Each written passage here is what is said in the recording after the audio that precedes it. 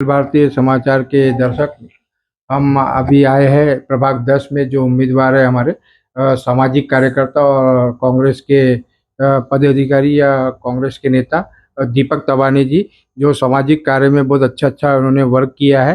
तो वो अब उनकी जुबानी हम सुनेंगे आगे की चर्चा।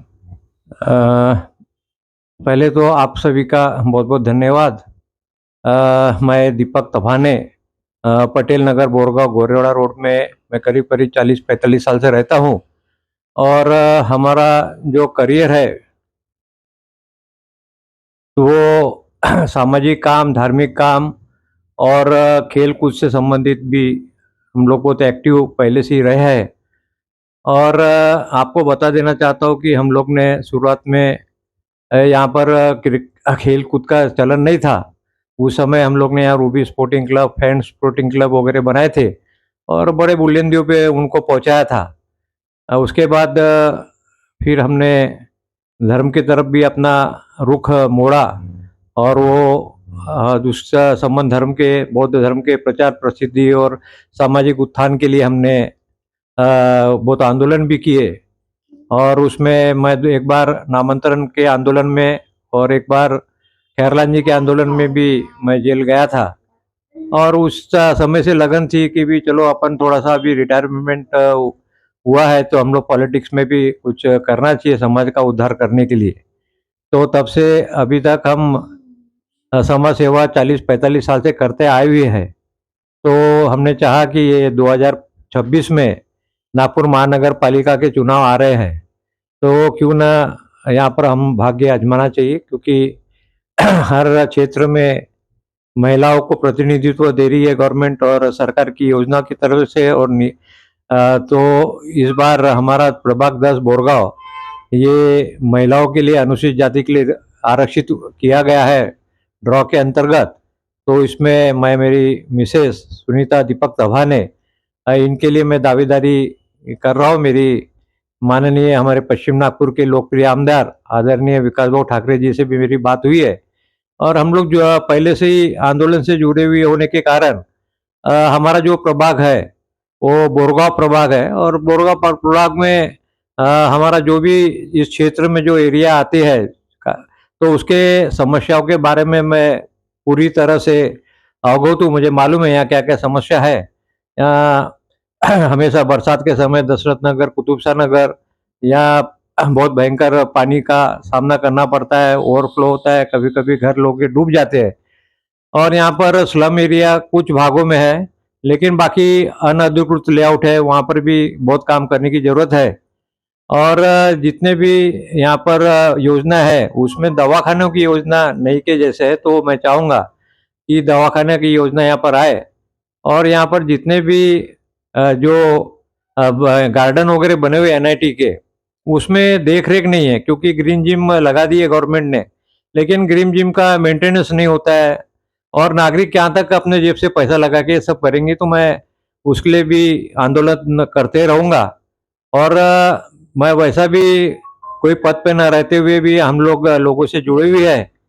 हमारा जो पटेल नगर है जहाँ मैं रहता हूँ, वहाँ पर हमारा अच्छा काम है। और दशरथ नगर, कुतुबशाह नगर, नेहरू कॉलोनीज और नागसेन सोसाइटी और ताजनगर और बाकी क्षेत्र में भी मेरे जनसंपर्क है।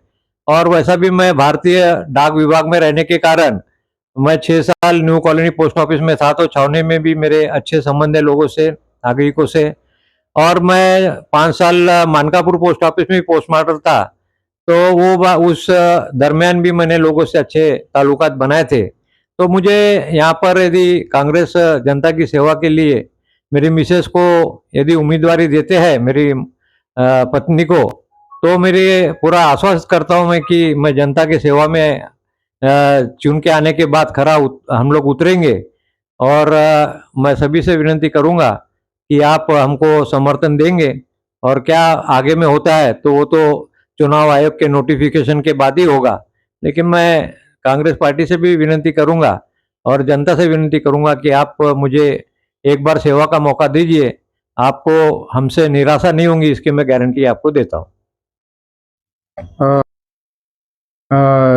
तवाने जी, ये दीपक तवानी जी, मैं ये बोलना चाहूँगा कि जैसे कि उदित राज जी के साथ परिचय संघ में आपका कैसा क्या वर्क रहा आपका? मेरे ताल्लुकात डॉक्टर उदित राज जी से जब वो नागपुर में एनएडीटी में आईआरएस की ट्रेनिंग ले रहे थे, उस दरमियान मैं मानकापुर पोस्ट ऑफिस में था और मेरा परिचय हुआ।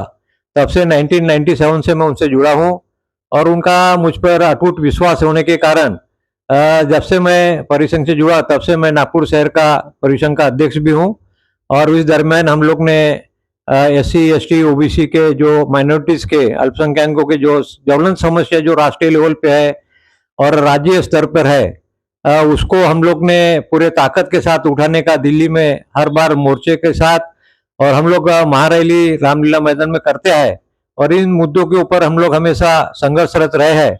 उसमें हमारा नागपुर का भी भारी योगदान रहा है। दीपक जी, आप शहर में कितने बार अध्यक्ष रहे? मैं लगातार 1997 से नागपुर शहर परिषद का मैं अध्यक्ष रहा हूँ और मैंने यहाँ पर भी काफ़ी कुछ आंदोलन जो राष्ट्रीय लेवल पे और स्थानीय लेवल पे जो होते हैं उन आंदोलन को भी हमने गति दिया है यहाँ पर और सरकार का ध्यान आकर्षित भी किया है। हम्म, मैंने सुना है कि अभी भी आप अध्यक्ष है करके। हाँ हाँ, मेरा अभी संभाजी नगर औरंगाबाद के नाम से जो जाना जाता था, वहाँ पर अभी महाराष्ट्र का अधिवेशन हुआ है परिषद का और वहाँ भी मुझे महाराष्ट्र परिषद के अध्यक्ष माननीय आठवले साहब, इन्होंने मुझे नागपुर शहर की जवाबदेही फिर एक बार दी है और वैसा भी मुझ पर माननीय डॉक्टर उदित राज जी का वरदहस्त है ही है। तो इस बार हम लोग अभी वोट चोरी के बारे में और जो समस्या है राष्ट्रीय लेवल के ऊपर जो हमारे एससी एसटी ओबीसी माइनॉरिटीज के अल्पसंख्यकों के है, तो उसके लिए भी हम लोग अभी 30 नवंबर को दिल्ली में रामलीला मैदान में एक बहुत बड़ी रैली करने जा रहे हैं। तो यहाँ से भी हम लोग करीब करीब 2 बोगी लोगों को यहाँ से कार्यकर्ताओं को हम ले जा रहे हैं। मैं राकेश साहू, आज दीपक सर जी का हमने बहुत अच्छा इंटरव्यू लिया, और हमारे कैमरामैन सुभाष बोरकर जी, धन्यवाद।